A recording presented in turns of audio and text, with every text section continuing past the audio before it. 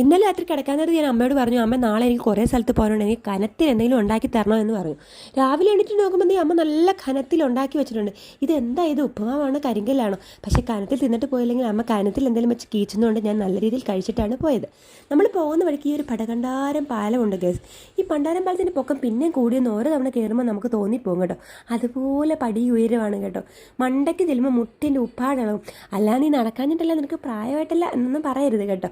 നമുക്കങ്ങനെ പ്രായമൊന്നും ആയിട്ടില്ല. നമ്മൾ എപ്പോഴും സ്വീറ്റ് 80 ആണല്ലോ ഗൈസ്.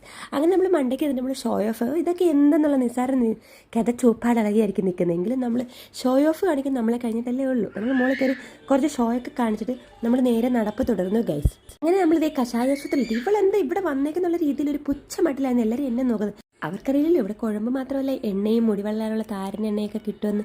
അങ്ങനെ ഞങ്ങൾ നുണയും കൊച്ചോളവും പറഞ്ഞ് ഞങ്ങൾ അങ്ങനെ തുടങ്ങി. ഈ കുട്ടിക്കാണെങ്കിൽ ഇല്ലാത്ത അസുഖമൊന്നുമില്ല, 19 വയസ്സായില്ലേ. നടുവേദന, മുട്ടുവേദന, തേയ്മാനം, ഇല്ലാത്തതെല്ലാം ഉണ്ട്. പിന്നെ ഞാൻ പറഞ്ഞു വരും നമുക്ക് പോയി മരുന്ന് വാങ്ങിക്കാം. അങ്ങനെ ഒരു ലോഡ് മരുന്ന് വാങ്ങി ഞങ്ങൾ വീട്ടിലെത്തി ചോറും ചിക്കൻ കറിയും കഴിച്ച് ഞാൻ കയറി കിടന്നുറങ്ങി ഗൈസ്.